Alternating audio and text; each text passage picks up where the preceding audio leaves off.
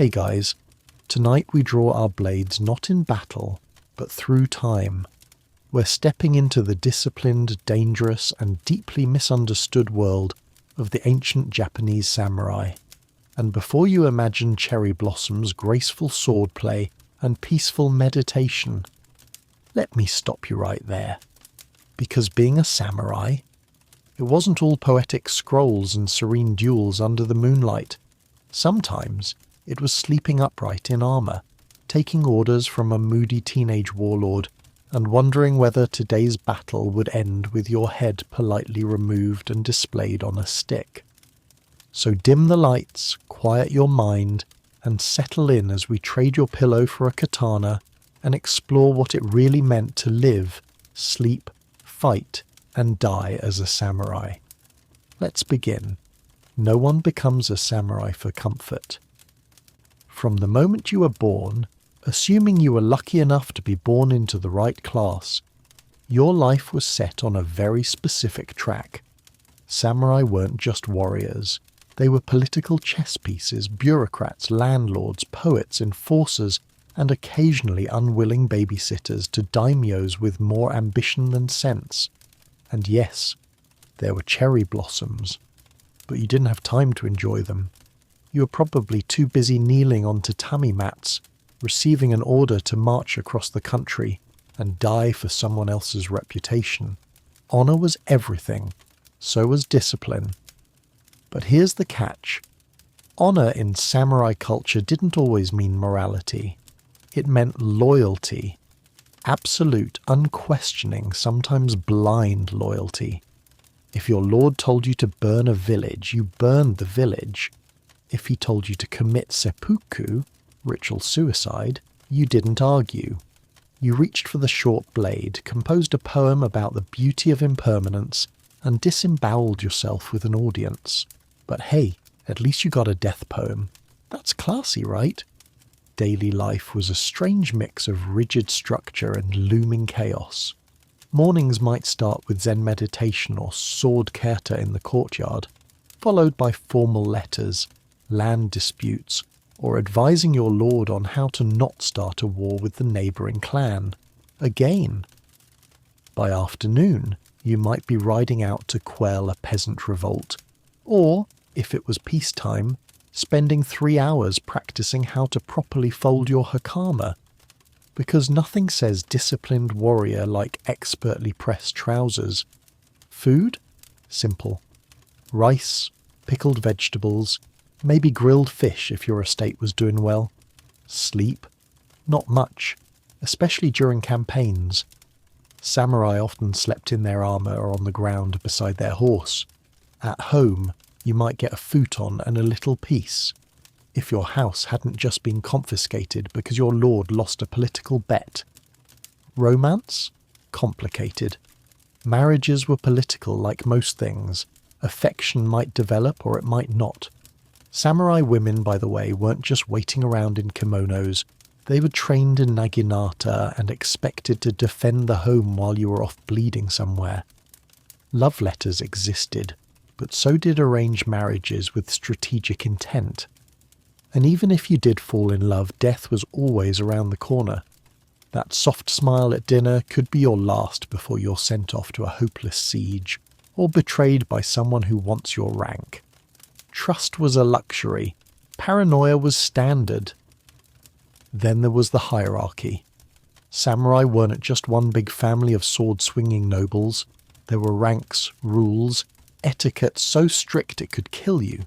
Speak out of turn at court, dead.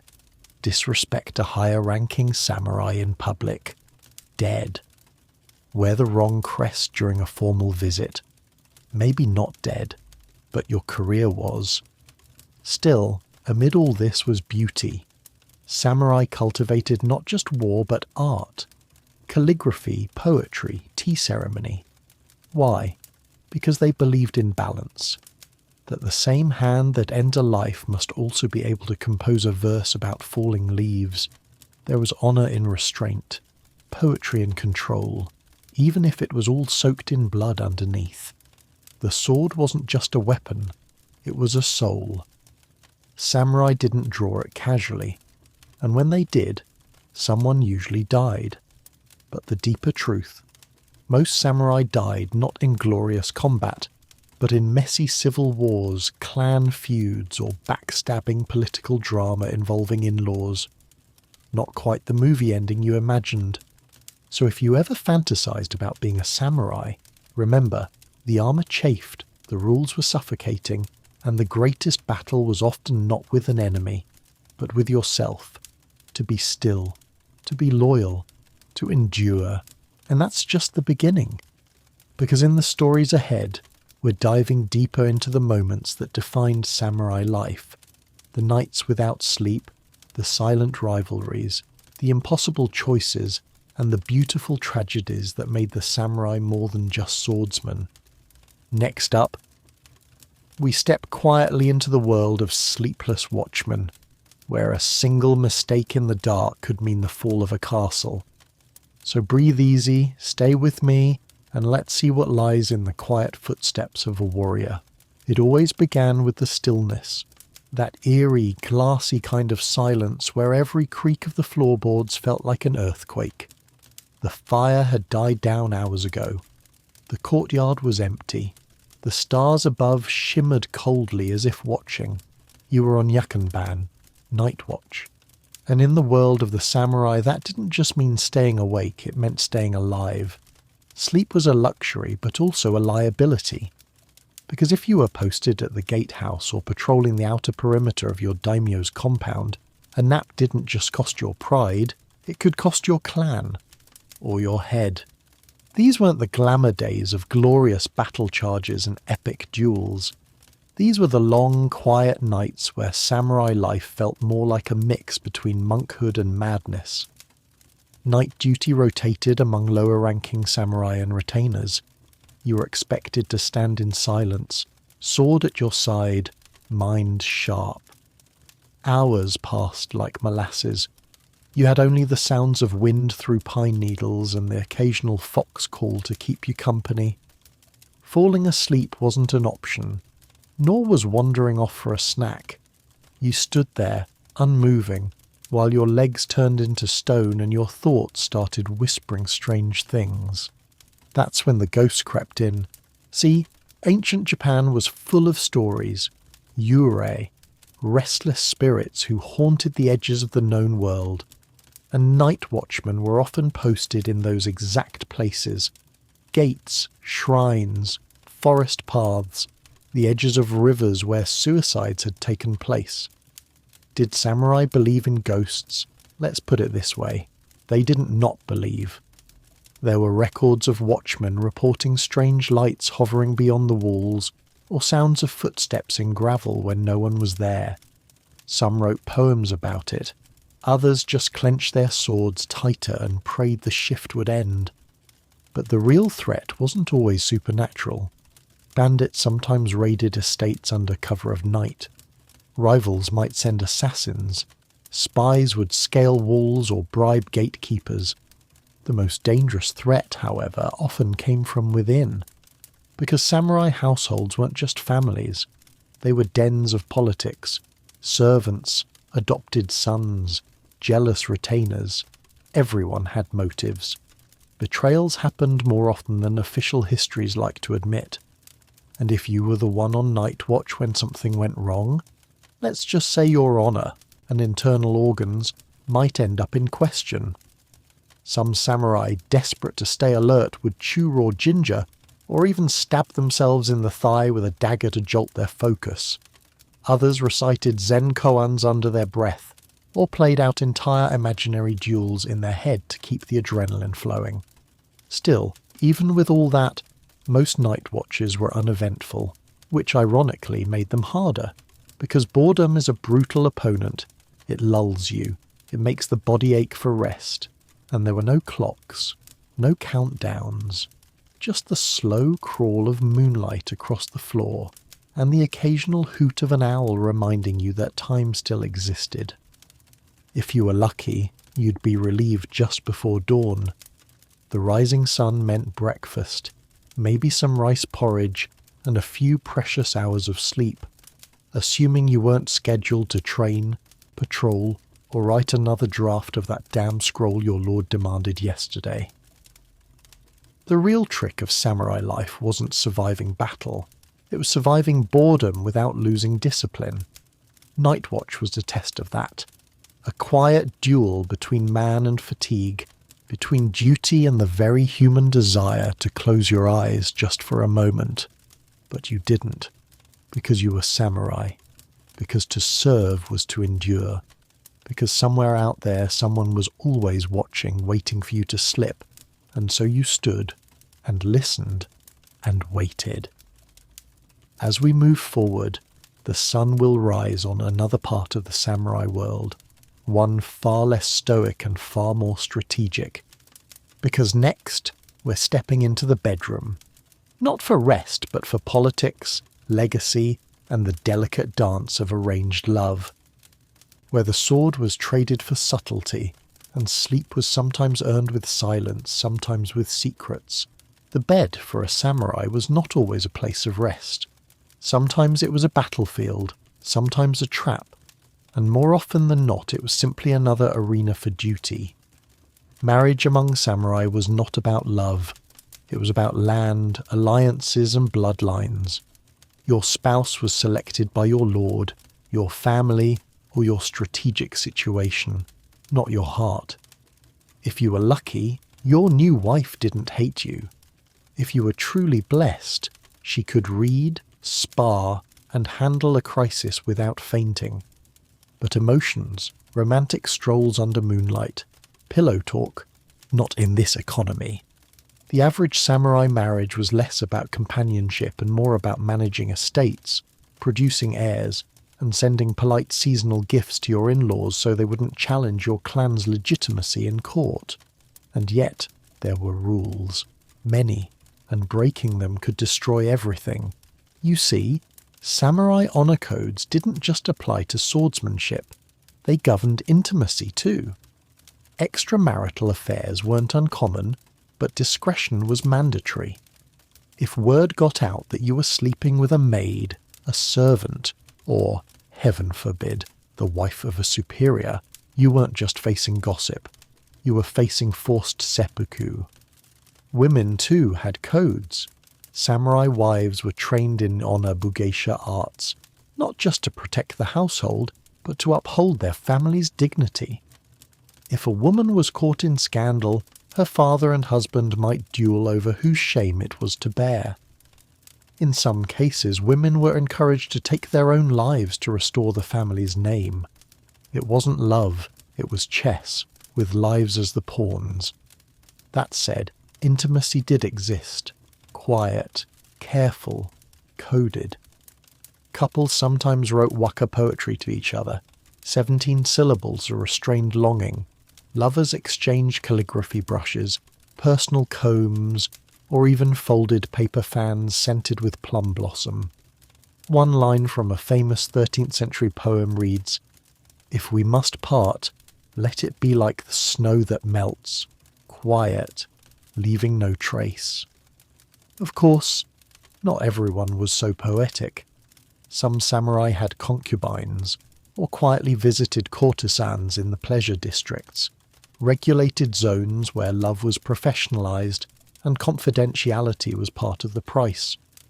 These districts were often painted as scandalous in literature, but in reality they served a social function, emotional release, conversation, and sometimes even escape from the suffocating structure of samurai domestic life.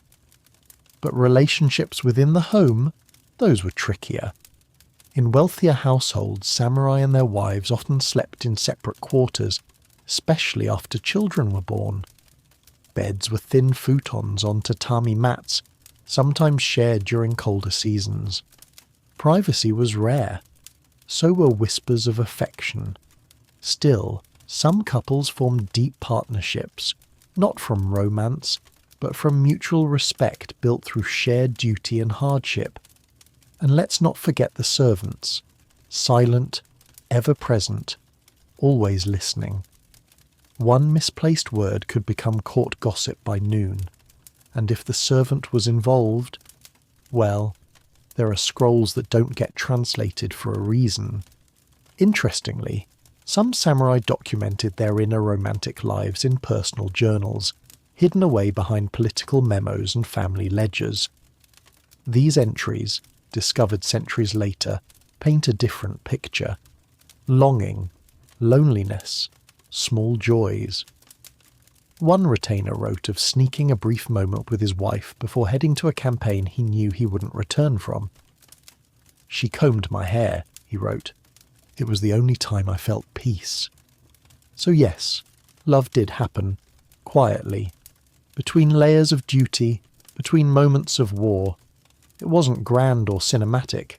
It was the kind that sits beside you in silence, tucks your sleeve in place, and says nothing, but stays. And sometimes that was enough. Still, not all intimacy came from romance. In samurai life, bonds often form between men, deep, loyal, sometimes complicated, mentorship, brotherhood, devotion, and yes, sometimes more. But we'll get to that. First, we'll step out of the home and back into the harsh reality of travel. Because a samurai didn't just sleep at home. Sometimes you slept on the road, under the stars, or not at all. And when your armour is your pillow and your horse your bedmate, rest takes on an entirely different meaning. Sleep for the travelling samurai was less about comfort and more about not dying in your sleep. When you were ordered to travel, whether to deliver a message, collect taxes, or march to war, you didn't get a cosy inn with a mint on your pillow. You got dirt. If you were lucky, you got a flat dirt patch. And if you were really lucky, the dirt wasn't already occupied by snakes, bugs, or the occasional angry badger. The road in feudal Japan was brutal. Long stretches of forest path, slippery stone bridges, steep mountain passes, and an alarming lack of rest stops. No bento boxes, no hot towels, just rice balls wrapped in leaves, a canteen that tasted vaguely of rust, and a travel companion who hadn't bathed in 3 days but still insisted on telling war stories for 6 hours straight. Most travel was done on foot or horseback. Carriages. That was for nobles or daimyos with very powerful backsides. A mid-level samurai would sling his pack over one shoulder, tie his sword to his hip, and start walking, sometimes for weeks at a time. You might carry an oil paper umbrella for the rain, a flint for fire, and a small pouch of coins to bribe checkpoints. You might even have a servant to help, though more often you were both servant and soldier. At night, camps were set, not glamorous ones. A basic fire pit, some logs or rocks to sit on, maybe a rough cloth to throw over your armour. And your pillow? A bundled-up Haori jacket or a river-smooth stone if you needed to feel something solid beneath you, just to remind yourself you still existed. But here's the secret. Samurai weren't entirely immune to comfort. Some carried small tatami mats that rolled up tightly. Others brought ceramic pillows. Yes, those existed, designed to keep your elaborate top knot from flattening while you slept. Because nothing says elite warrior like risking neck pain for the sake of proper hair geometry. Of course, sleep itself was never guaranteed. The road was dangerous. Bandits roamed freely, especially in mountain passes. Wild animals lurked at the edges of campsites. And worst of all, other samurai, travelling warriors who weren't above a little casual duelling, especially if they thought your crest looked like someone they hated. So one eye was always open, literally. Many samurai trained themselves to sleep lightly, waking at the faintest twig snap or whisper of steel. And if you were on a campaign, forget it. You were lucky to catch 20 minutes at a time, curled beneath your own armour, one hand on your sword hilt, the other swatting mosquitoes the size of war drums. There are accounts of samurai sharing sleeping quarters in tight mountain inns, sometimes 10 men to a room, armour stacked in corners, swords by the door, snoring contests that could probably be heard in the next province. Privacy? Non-existent. You better not talk in your sleep. One wrong name uttered in the dark could get you stabbed before sunrise. Even the sounds were different. Cities had their bustle, but the wilderness was a constant haunting hum. Cicadas droning, owls calling, wind brushing through bamboo like distant whispers. It was calming, and also mildly terrifying. But despite the hardship, there was a kind of peace to it. A discipline. You learned to fall asleep under stars older than your bloodline.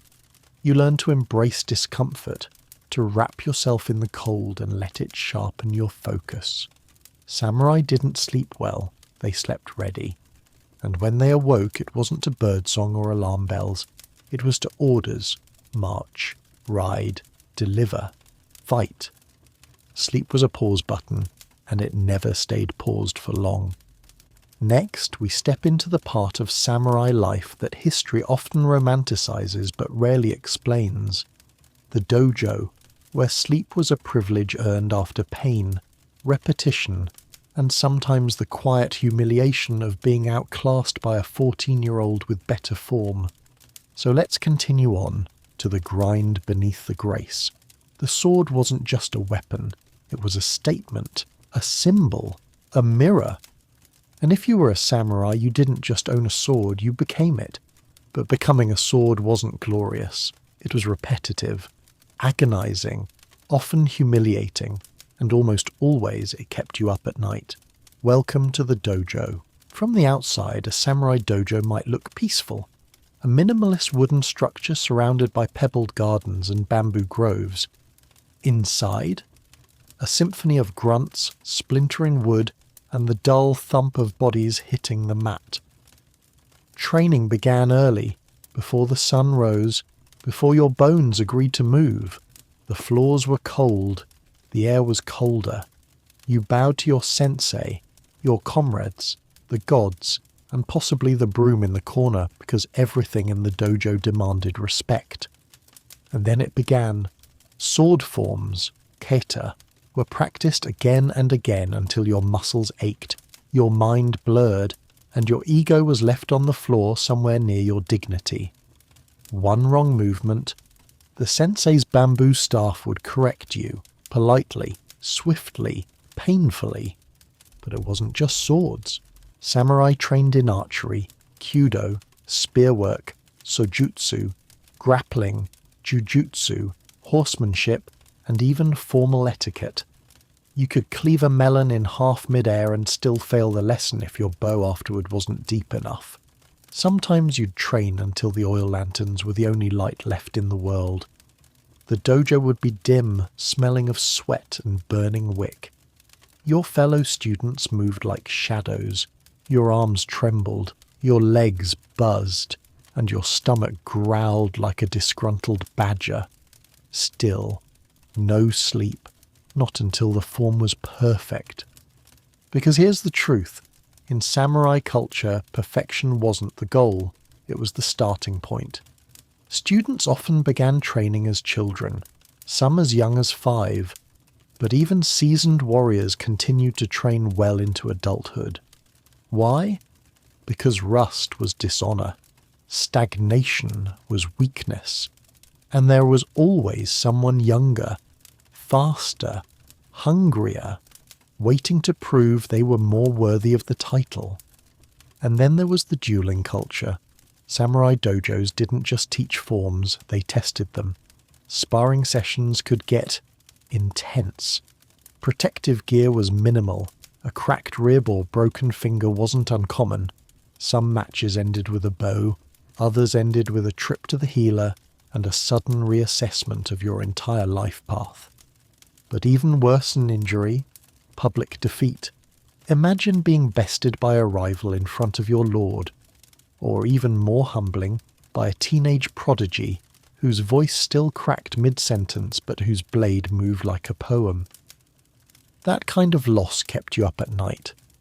Not because it hurt, but because it meant you had more to prove. Sleep was reserved for the disciplined, for those who finished their drills, copied their texts, cleaned their armor, and still had time to sit in Caesar without collapsing. Some samurai would meditate in the dojo after hours, kneeling in silence, breathing through the pain, chasing that elusive union of body, blade, and spirit. Others just collapsed behind the stables and snored until breakfast. And if you were a woman training in a dojo, you had even more to prove. Onabugeisha, female warriors, were held to the same standards, often higher. They trained in naginata, dagger, and defensive strategy. Some outperformed their male counterparts. Many were never credited, because samurai tradition loved strength but not always equality. Yet amid the sweat and bruises, bonds formed, brothers in arms, rivals, quiet respect, the kind forged not through words but through exhausted nods after sparring matches and shared rice balls in the dojo's shadow. And when the training finally ended, when the lanterns burned low and the night turned quiet, you'd drag yourself home, muscles aching, mind spinning. Sleep would come, deep, heavy, earned, until the rooster screamed and the cycle began again. Next we turn to the battlefield. Not the cinematic duels on hilltops, but the chaotic, muddy, sleepless hell of real samurai warfare, where honour met exhaustion, and where even dreams smelled like blood and iron. They say war is glorious. Those people have never marched 40 miles in wooden sandals in the rain with dysentery. The romantic image of samurai warfare, bold warriors clashing on pristine hillsides beneath cherry blossoms, makes for beautiful scroll paintings. But the real battlefield, it was exhaustion dipped in mud and served with a side of organised misery. Let's start with the march itself. You didn't just show up to battle, you got there, on foot, in armour, carrying weapons, rations, a travel mat, possibly a bow the size of your torso, and at least 3 emotional burdens you picked up from your father's ghost. The roads were long, the weather was cruel. One day blazing sun, the next a downpour that turned fields into swamps, and your sandals, straw. Because if there's one thing a samurai valued above comfort, it was blisters. Sleep, not really an option. You might rest beside a road, curled next to your fellow retainers like a pack of armoured sardines, or huddle under your straw raincoat using your bow as a makeshift tent pole. If your lord had resources, maybe you'd get a tarp. If not, you learn to sleep sitting up, in full armour, while listening for hoofbeats that meant an ambush. But then you reach the battlefield, and that's where the real insomnia began. You'd spend the night before combat not sleeping but preparing, checking armour ties, sharpening blades, writing death poems. Yes, that was a real thing. Samurai were expected to compose a short, elegant farewell verse the night before they might die. It was poetry as pre-mortem. Something like steel meets flesh, I dream no more. Dawn breaks red on a silent shore. Romantic, absolutely. Comforting, not exactly. The camps themselves were noisy, horses whining, men snoring, coughing, muttering, fires crackling, armour clinking with every movement, and beneath it all, that eerie stillness of anticipation, like the earth was holding its breath. Some warriors prayed, some meditated, others drank until they couldn't feel their feet. The smart ones tried to sleep, but few succeeded. Because what kind of sleep do you get when you know you might wake up with an arrow in your neck? Morning came like a slap. You lined up with your unit, trying to ignore the fact that you hadn't truly slept in 2 nights. Your back ached, your eyes burned, your stomach twisted from nerves and questionable rice balls, but none of that mattered. You were samurai. Your personal comfort ranked somewhere below protect the standard and don't die in a way that embarrasses the clan. And then the fighting began. Forget the elegant duels from kabuki theatre. Real combat was chaos, screaming, mud, blood, people slipping in intestines. You might swing your sword once, maybe twice, before someone hit you with a spear the length of a fishing boat. If you were lucky, you lived. If not, you became part of the terrain. And even when the battle was over, rest didn't come. You scavenged, tended to wounds, buried the dead, or didn't. You wrote reports for your superior or carried the Lord's banner as proof your clan had survived. And if your unit lost, you fled. Sometimes with honour, sometimes without boots. If you won, congratulations. You might get a bowl of hot rice and a few hours of sleep in a ditch before marching again. The mental toll was just as heavy. Survivor's guilt, PTSD, though no one had the language for it. Nightmares, fear of dishonour. Some samurai kept journals where they confessed things they could never say aloud. One wrote, "Today I lived. My friend did not. His eyes followed me into sleep." That's the part the legends leave out. That war for the samurai wasn't just about bravery or skill. It was about endurance, the will to survive discomfort, to remain calm in horror, and to function on 2 hours of sleep and a stomach full of rice and anxiety. But not all enemies carried swords. Sometimes your biggest threat came from within, not the battlefield, but the court, the halls of your lord's estate, a place where your life could unravel not with blood, but with a whisper. So let's step off the battlefield and into a quieter danger. The politics of sleep, of status, and of keeping your head on your shoulders, literally, as you navigate midnight schemes and paper-thin loyalties. There's something especially cruel about being exhausted and still having to pretend you're not. But in a feudal Japanese castle, that was part of the job description. You could be half dead from battle, bleeding through your robes, emotionally fractured from watching a friend fall beside you. But the moment you stepped into your lord's hall, you straightened your back, bowed at the proper angle, and did not yawn. Because if war was chaos, court life was chess, and losing meant exile, disgrace, or a knife in your bedding. Most samurai didn't live in constant battle. Much of their time, especially during periods of fragile peace, was spent in the service of their daimyo, the regional lords whose favour could mean the difference between prosperity and slow starvation. You guarded doors, oversaw grain storage, carried messages, attended poetry readings you didn't understand, and laughed at jokes you didn't find funny. And through it all, you were being watched. The court didn't sleep. Not really. It just dimmed the lamps and whispered a little quieter. Palace corridors at night were filled with soft steps and hushed voices. Servants tiptoed.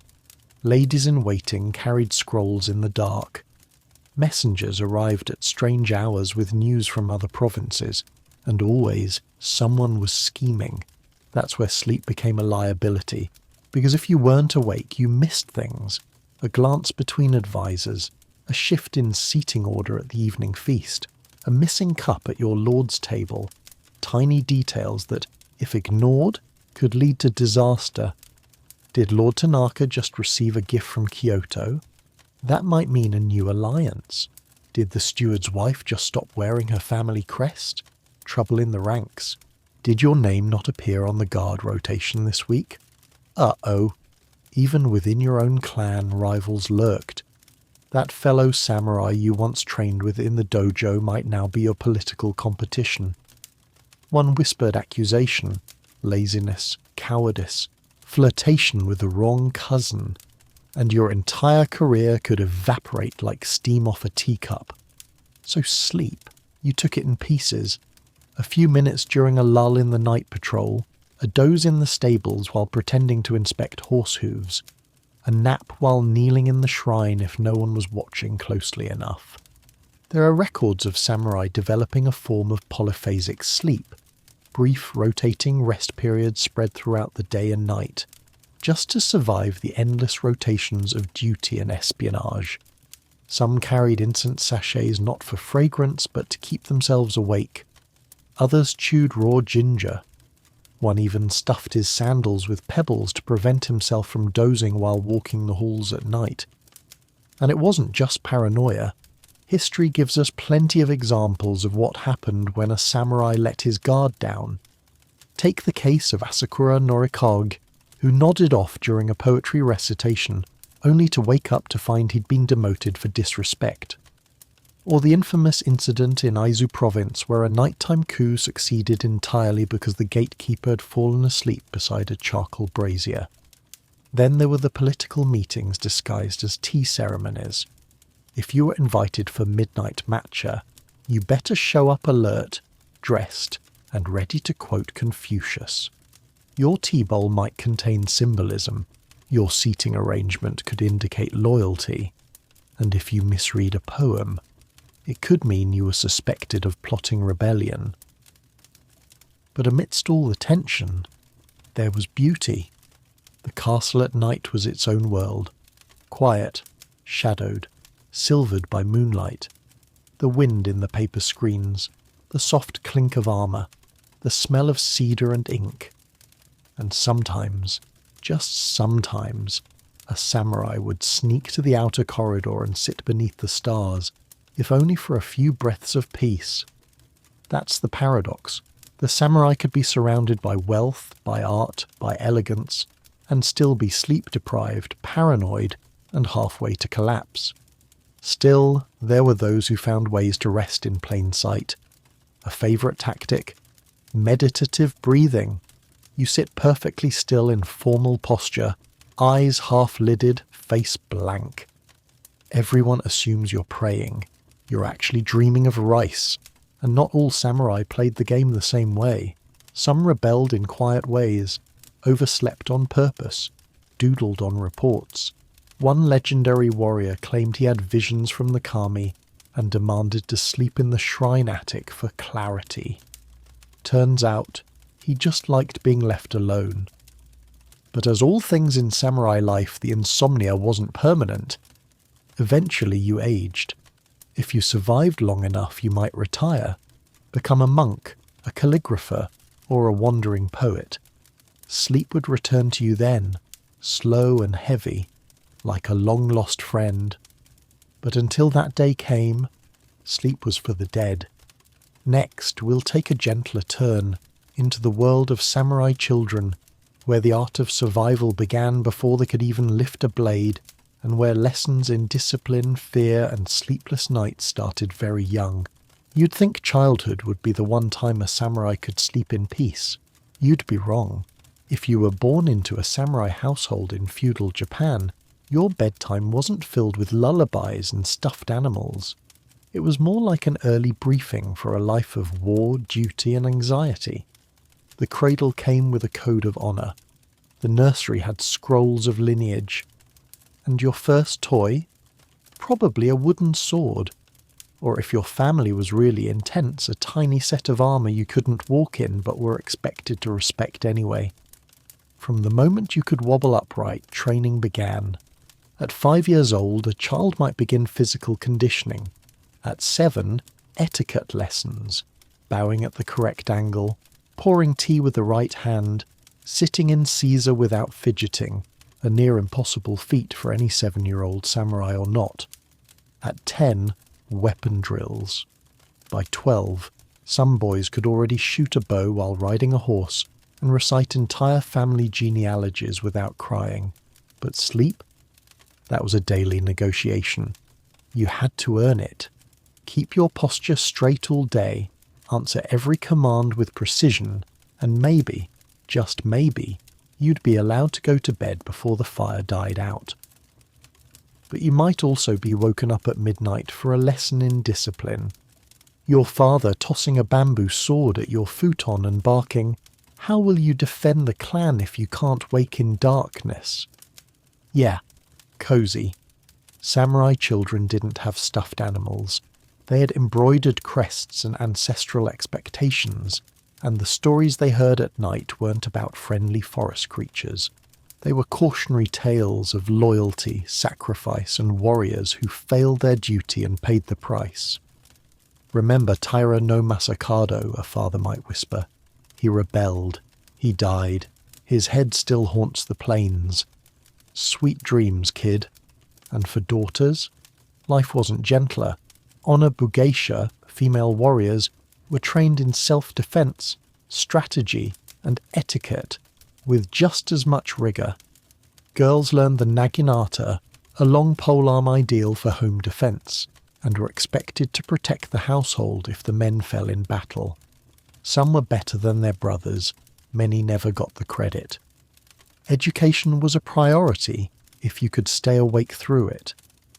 Samurai children were expected to read Chinese classics, memorize poetry, and study calligraphy until their hands cramped.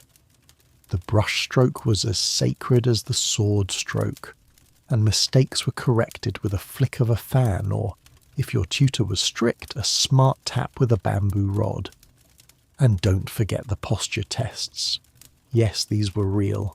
Children were told to kneel in Caesar for hours. Some families even placed bowls of water on their heads to see who flinched first. The reward for winning? Pride. The reward for losing? Starting over with a heavier bowl. But for all the discipline, there was warmth too. Mothers taught lullabies, gentle, ancient songs that carried both love and warning. Something like, "Sleep, little blade, in the sheath of the night.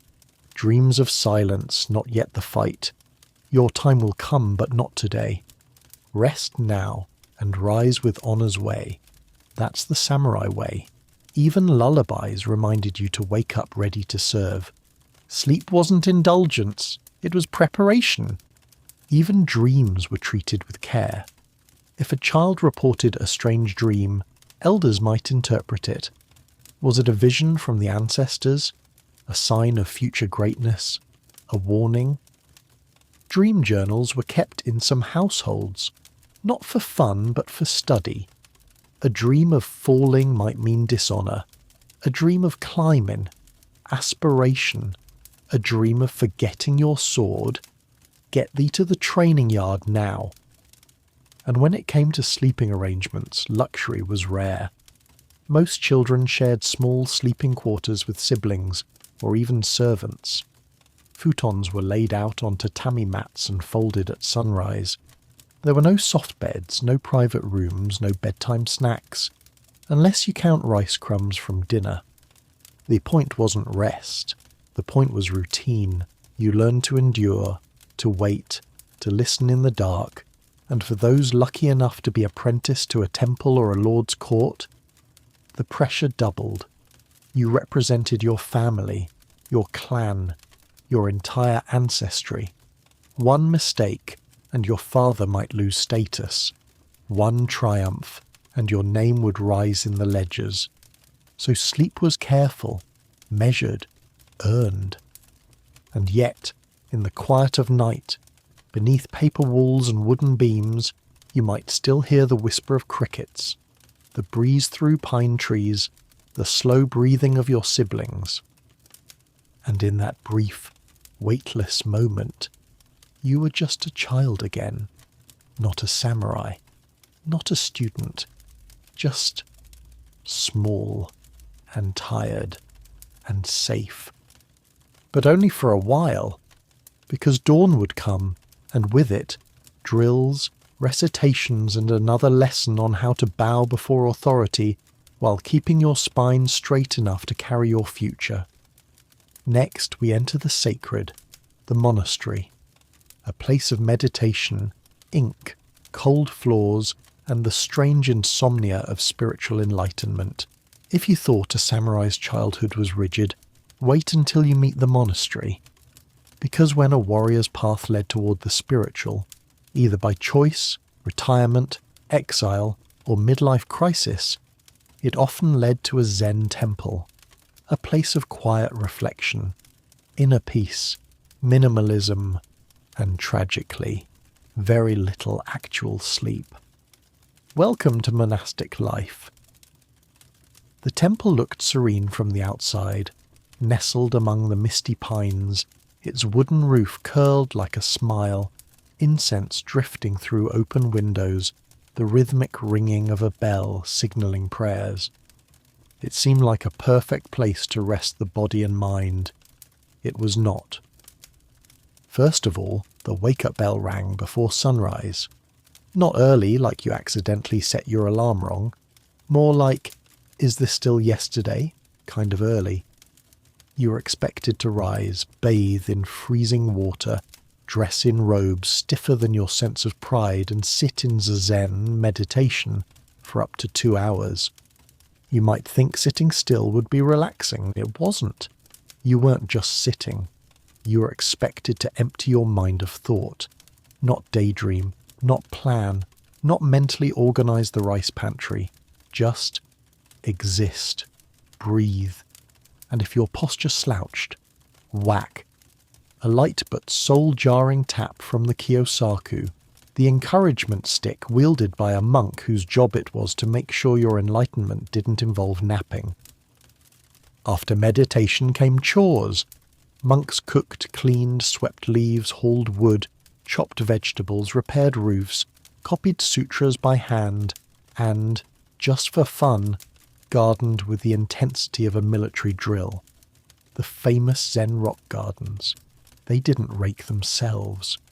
And if your design lacked harmony, your superior would simply nod and ask you to redo the whole thing before lunch. And oh yes, meals. Food was simple, rice, pickled vegetables, soup that might contain a trace of something green. You ate in silence, in strict posture, using ritual hand gestures before and after each bite. And if you dropped a grain of rice, you better find it, pick it up and apologize to it. Waste was dishonor. Now when it came to sleep, monks didn't indulge. They slept on tatami mats or wooden platforms. No pillows, no blankets unless you earned them. The average sleeping time, 4 to 6 hours, and not always in one go. Some monasteries broke the night into segments. Meditation, rest, prayers, rest again. Enlightenment, it turns out, kept a terrible schedule, and dreams treated with suspicion. In Zen Buddhism, attachment to dreams was seen as a distraction. If you woke up and said, "I dreamed of a golden lotus floating on a sea of light," your master might respond, "Then why are you still here and not the lotus?" and then assign you more latrine duty. Some samurai entered monasteries after a life of war, hoping for peace. What they found was routine, repetition, stillness that burned, a different kind of warfare, one fought not with swords but with ego. You were no longer a lord, a warrior, or even a man of status. You were a novice in sandals, scrubbing the floor and learning to bow with the humility of a cloud. But not everything was grim. Monastic life had moments of profound peace. The soft rustle of wind in the bamboo, the clink of teacups during evening sare, the long silence between two chanted lines that made you feel like time had paused just for you. And when sleep did come, it was deep, like a lake untouched by wind. Still, many monks confessed that the hardest part wasn't the labour, it was the mental quiet. In a life built on discipline and conquest, learning to let go was its own agony. Sitting for hours with your own thoughts, no blade could cut as deep. One retired samurai-turned-monk was once asked if temple life had been restful. He smiled and replied, "I have never been more tired, nor more awake." Because that was the paradox. To find peace, you had to pass through restlessness. But when you finally crossed that threshold, when the endless recitations quieted, when your breathing aligned with the world, you could fall asleep beside a candle in full lotus and dream of absolutely nothing. Now, we near the end of our journey. The sword has been hung, the robes are folded, the echoes of battle, childhood drills and political whispers fade into the night. But there's one more chapter, one more layer of the samurai world to explore. Not the sword, the scroll, or the shrine, but the final breath. There is a moment in every warrior's life when the sword goes still. Not because it's broken, not because the enemy has fled, but because the hand that wields it has simply had enough. For the samurai, this moment wasn't a failure. It wasn't even an ending.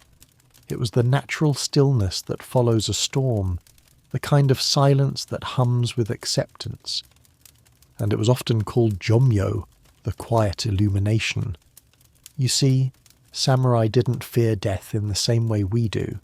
They trained for it, anticipated it, honoured it. Some even welcomed it as a final act of control. One last display of dignity in a world ruled by chaos. But for those who lived long enough to die in bed, their final vigil was less about fear and more about composition. Not just in poetry, though many wrote their final verses with trembling brushstrokes, but in the way they organised their surroundings, their rooms, their memories, their breathing. If you were lucky, your death would come slowly. That might sound cruel, but in a society that prized preparation, it was a blessing. You had time to write letters, pass on your sword, instruct your sons, revisit old teachings, say your goodbyes, and when all was said, when the ink was dry and the room was quiet, you were tucked into your futon, wearing white, the colour of death and purity. The doors were closed gently, a single lantern burned. The scent of incense floated through the beams like a forgotten lullaby. Sometimes a priest would sit nearby, murmuring chants that curled like steam around the ceiling. And then, sleep. This final sleep wasn't rushed. It wasn't filled with regrets or second guesses. It was long, deep, like drifting beneath a lake after the ripples have stilled. Because in the end, that's what a samurai truly earned. Not just honour in battle, but peace after war. Some believed the soul lingered for a while, visiting favourite places, watching over the estate, drifting down misty roads it once rode across on horseback. Others believed in immediate rebirth, a return, a second chance to do it all again, with the same clarity, and hopefully fewer mistakes.